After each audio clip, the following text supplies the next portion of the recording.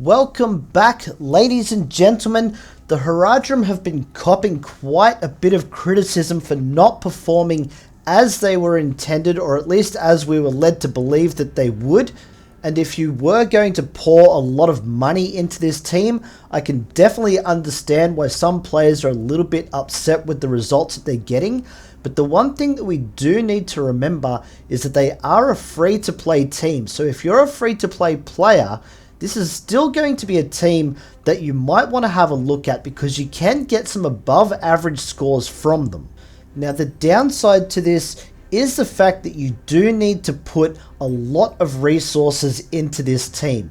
And I'm not just talking about farming shards and all the gear that you put into them. You do need them at level 60, and we will go into the reason why a little bit later on. But the major drawback is the amount of ability mats that you do need to put into this team to get them to a really effective level. So in this video, I'm going to show you where to put those ability materials so that you can get the most out of the team without spending in areas that you don't really need to invest in. Now, there are two things that really make the Haradrim work. The first thing is the Black Serpent's poison. The second thing is the leadership ability of Tibe. So let's start with that. So when we have a look at this ability, each living Haradrim squad member shares their passive ability with other Haradrim squad members. Now, this is a level 1 ability, so you don't need to pour a heap of resources in this to start with. I do get this one up to level 3 simply because you do add 5% damage and 5% block chance to the other Haradrim, and you don't have to invest any of the purple ability materials into this one just yet. You can come back a little bit later and maybe do level 4 and 5 to get an extra 10% block chance out of it. That's going to reduce the damage that the whole team is going to take, which can help them survive a little bit longer. But this is something that I would definitely be coming back to a lot further down the track, because you're going to need to pour a lot of those purple ability mats into this team. So that little bit of extra block chance is not going to get you very much extra. So I would avoid doing that to start with.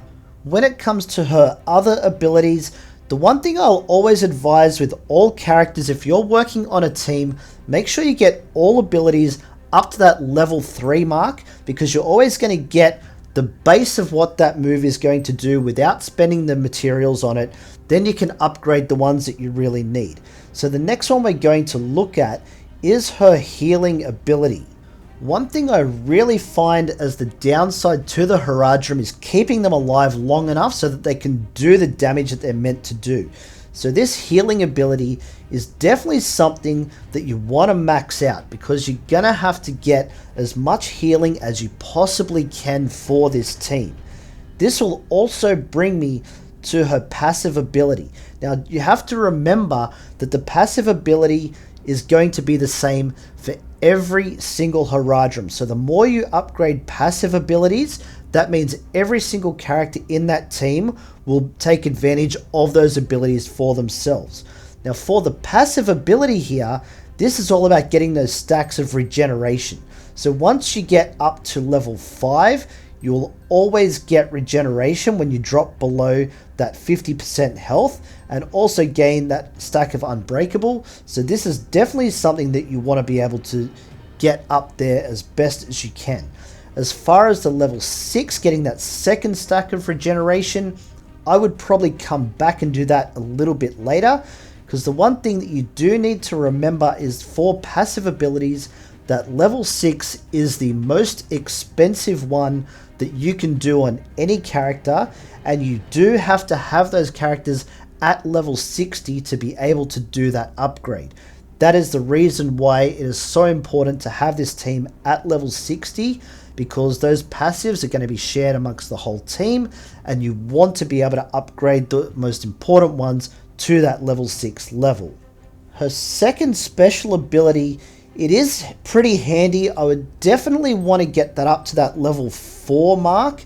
Maybe not level 5 and 6 straight away. Again, you can come back and do them a little bit later, because at maximum she's only going to be cleansing Banes from 3 allies. If it was the entire team, that would be a different story, but level 4 is probably where you're going to want it to make sure that it is going to be effective during the battle, but there's no real need to get it past level 4 at this stage. As for her basic ability, it's only going to be increasing damage by an extra 60% if you go from level 3 to level 6. Not really that important because she's not a major damage dealer anyway, so there's no real benefit in spending those purple ability mats trying to max out the basic ability here. The next one that we're going to speak about is Robel. Now she is so important to this team, and the reason why is for this passive ability right here. This is the one that you really need to max out as soon as you possibly can, because this is where the Black Serpent's poison is going to come in for the entire team. And what this is going to mean is that every single critical hit is going to inflict that Black Serpent's poison. You'll also get that extra 10% focus to make sure that you can actually apply that Black Serpent's poison to the opposition, and this is where you're going to be able to control the battle a lot better. So as far as the troll is concerned, it means every time he tries to gain that stack of momentum or even those counterattacks, they will actually turn into poison and start doing all of that passive damage to the troll, which can add up quite quickly. If every single member of the Haradrim can hit him with a critical hit, those Black Serpent poison banes are going to build up quite quickly.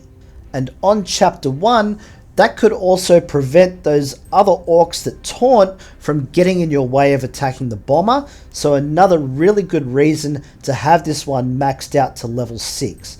Another ability that you do want to look at for Robel is going to be the second special ability here, because this is an AoE attack that not only deals some pretty decent damage, but also reduces turn meter.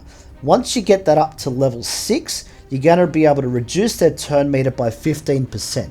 That's just going to allow you that little bit of extra time to get those other hits in, because the Haradrim aren't necessarily the fastest team, so if you're bringing that turn meter down, you're going to get more hits in and likely putting more of that Black Serpent's poison on the opposition. As for the other abilities, if we have a look at the first special ability here, this again is all about dealing damage. You will also gain a stack of Provoke just to absorb some of those attacks. Robel is not really the best defender, so that's not all that important, but she is a very good attacker.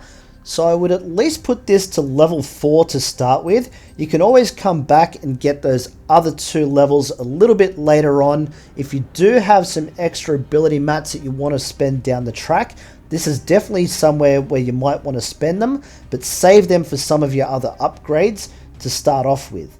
For the basic ability, again, putting ability mats into this one is not a bad thing. You will want this at least at level 4, so you're always reducing that turn meter. You're going to have 20% turn meter reduction off the basic ability at level 4. You can add an extra 5% to that if you max that out, but level 4 is probably a good place to start with. Again, you can come back and add the ability mats to the rest of this later if you do really want to invest in this team and just get a little bit more damage out of them. It's perfectly fine to come back for this one. The next one we're going to talk about is the one-armed warrior Yeftu. His passive ability is another very important component to this team because he's going to increase the crit chance of the team. So getting this one to the maximum again is very, very important. Even though it is expensive, maxing this out means more chance to land those critical blows, and the critical blows are what is going to inflict that Black Serpent's poison. So you want as much critical chance as you can possibly get out of these characters. In my testing of this team so far, the one thing that they really do seem to struggle with is actually getting the critical hit. So this particular ability here is so important to max out if you want to see some better results out of this team. As far as his other moves are concerned, he is a very good attacker. He can do a lot of damage. So I'd probably want his basic at least at level 4 to try and get some more damage out of it. You can come back and add the extra 60% to that later, but we'll save those ability mats for the more important things to start off with. As far as his first special ability is concerned, again, if you can get this one here up to level 4, you're increasing that exposed duration, making it a lot easier to land those bigger blows, do more damage to your opponent. If you do want to max this out, you will reduce it to 3 stamina instead of 4, so you can do it a little bit more often. Again, it is a big damage thing, so I would consider maxing this one out. Maybe not to start with, but if you're going to invest heavily in this team, you want to get the most out of these big damage dealers, so coming back and finishing this one off later is definitely something that you're going to want to consider. As far as his second special ability is concerned, I'm going to say pretty much the same thing as the first special, big damage, but when you max this one out, he can dispel 2 boons off the opponent. So again, if you're talking about the troll, he's going to have all that momentum building up as well as those counter attacks. If you can dispel 2 of them as well as landing a critical hit, you're going to dispel another one, apply the Black Serpent's poison, stop him from putting more on there. So Yef2 is going to be a very, very good character to have for this team. So you really want to be investing heavily in this guy if you are going to build this team out. The next character on our list here is going to be Wer-better, and we're going to start with his passive ability. Again, he does share this with the whole team, and this ability is all about that self-preservation. If you're attacking someone that does have that Black Serpent's poison on them, you'll be able to get 3% healing if you do max this one out. Now, because the Haradrim do have a little bit of an issue in staying alive, this is going to be another one that you might want to consider. I'd probably put it up to level 4 to start with, so that you're at least getting 2% healing. The extra 1% is a pretty big investment, so maybe not going past that. The reason that I would say don't go past that is because the only way that it's going to trigger is by attacking someone that does have Black Serpent's poison already applied to them. So there's a lot of things that have to happen first before you even get that healing. Not to mention all of those ability mats and gold that you have to spend just to try and squeeze an extra 1% healing out of it. So this is definitely somewhere where you can save a little bit of resources. You don't really need to invest heavily into this ability here. For his second passive though, this is another AoE that can be very important, especially in phase 1 of the raid. It can really get you a lot of points. Getting this one up to maximum not only does a lot of damage to the entire enemy team, but it also allows you to apply that slow for 2 turns. And when it comes to the raid, being able to slow your opponent down for 2 turns can really help you get a lot of points. Now, of course, when you're talking about the troll, once he is down, where you really want to try and get that health down to 0, it's not going to matter whether it's 1 or 2 turns, because he's only going to have that 1 turn. Once he gets his turn meter up, he gets rid of all of those Banes anyway, so the 2 turns isn't going to make much of a difference. But if you do apply it to him while he's standing, it can help you run that energy down a lot faster, so that way you can topple him. On his first special ability though, this one is actually pretty good. So at level 3, you're going to get 2 provoke stacks, just meaning that he's going to be able to absorb some of that damage off the rest of the team. He is a little bit tankier than some of the other characters in this team, so it's good to be able to absorb some of that damage. I would prefer if this was a taunt rather than provoke. I just think they're missing that mechanic from the team, but it is what it is at the moment. There's not much we can do about that. But maxing this one out, you're going to get another 100% damage out of it, and he's going to be able to cleanse up to 3 Banes off himself. Because he is going to be one of your main damage dealers, definitely get this one to level 4 to start off with. You can always come back and upgrade the other 2 a little bit later. like I've said on a few of these other ones, some of these ability mats are going to be hard to come by, so you don't need to do those top tier ones straight away, but definitely consider coming back and getting that extra damage and bane cleansing for him, because it will really help push this team just that little bit further. As far as his basic is concerned, this one's only going to be adding extra damage, so again, maybe consider level 4. Then that last 60%, you can always come back if you feel that it's necessary later on.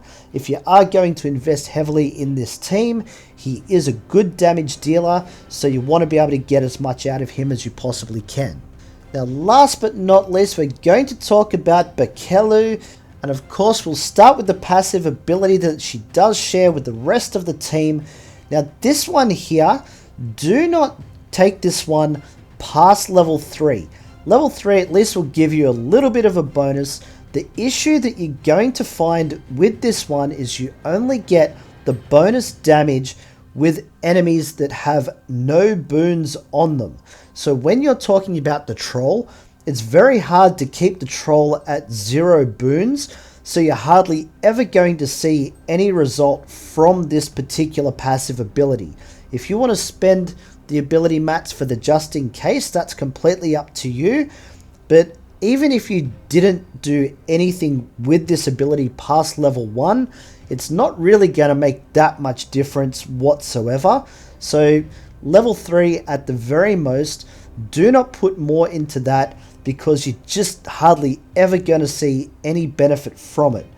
The ones that you do want to consider putting a lot more into is going to start with the first special ability here. There are 2 things that really make this one good. The first one is the concentration that you add to the team, which does increase their focus, meaning that they're more likely to apply that Black Serpent's poison. Very, very important mechanic for this team. The other really important thing that this ability does is grant herself and 2 other allies deadly. This is going to increase their critical chance, meaning that they're again more likely to apply that Black Serpent's poison. You want to give this team every single opportunity possible for that Black Serpent's poison, because that's how you're really going to get the most out of this team. I would definitely take this one up to level 5. Level 6 will cleanse an extra bane, but is it worth those hundreds of ability mats as well as the hundreds of thousands of gold? I'll leave that one up to you to decide, but personally I would probably stop at level 5. Moving on to the second special ability here. Now this is a team up attack with Wer-better, and it can do a lot of damage, so I probably would push this one all the way up to level 6. Even if you just want to do level 4 to start with, come back later. Once you've done some of the more important upgrades, you can always push that up to level 6 to get that extra damage out of them. It is a very good attack, and it can also apply that Black Serpent's poison, which we've already spoken quite a bit about so far.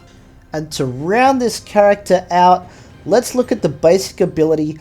Even though this one is not going to do very much damage at all, when you max this out from the basic ability, this can just apply up to 3 stacks of poison straight on the opponent. Now that can result in some big damage just from that poison effect, but the other thing you've got to take into consideration for this is that you do attack the target 3 times. So if any or all of those attacks are critical hits, because you've got Robel's passive maxed out, you could apply 3 stacks of Black Serpent's poison as well as 3 stacks of poison on top of that, just with this one ability once you max it out. I would definitely have this one at level 4, so you're getting at least 2 stacks of poison on them, but I'll leave it up to you guys. If you do want to push that up to the maximum, because it's the basic ability, it's not going to cost as much as some of the other abilities to max out, but you will still be putting several hundred of those purple ability mats into this character on the basic ability there. So I'll let you decide if you feel that it's worth doing, But for me personally, I think it is definitely an investment that you should make if you're going to be working on the Haradrim. To sum everything up, this is a team that can work on Chapter 3 of the raid to get more than that 300,000 points. I'm not really sure if we're going to see these guys in the near future being able to max out Chapter 3. They might need to make a couple of changes. Maybe once we get the glyphs into the game, there might be a few adjustments that we can make just to make this team that little bit better. But for the time being, just understand that if you are going to work on the Haradrim, you do have to put a lot of work into them, whether it's gear, levels, star ranking, and especially those purple ability mats.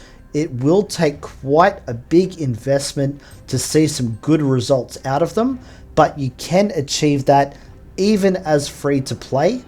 I don't feel that it's my place to tell you guys whether you should or shouldn't farm them or work on them. It's completely up to you. It's your game. You can play it how you like. If you do like this team, you can also get quite a decent benefit out of them in some of your chapters. As we know, some of those shadow chapters are quite hard to get to, especially if you're trying to farm Arwen. Trying to get up there to be able to do that is quite a challenge. This team can help you get there, just as long as you know that if you start working on them, it is a long-term project, especially as free to play. Well, that's it for this one, guys. Don't forget, like and sub, you know the deal. We got plenty more Heroes of Middle-earth coming your way. Don't miss out, and we'll catch you in the next one.